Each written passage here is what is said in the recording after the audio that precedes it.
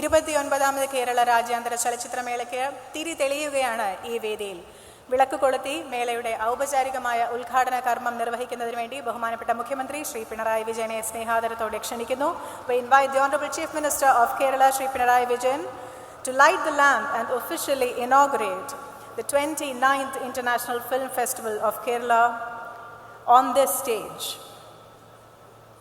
29 വർഷങ്ങൾ നീണ്ട കേരളത്തിൻ്റെ ഏറ്റവും മനോഹരമായ ഒരു ചടങ്ങ്, 29 വർഷത്തെ ചരിത്രവും ഓർമ്മകളുമാണ് ഇന്ന് ഈ തിരി തെളിയുമ്പോൾ നമുക്ക് കൂട്ടായുള്ളത്.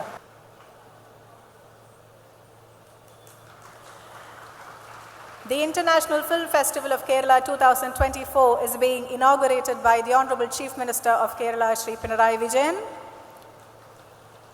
in the presence of dignitaries on stage, including our chief guest, Ms. Shabana Azmi.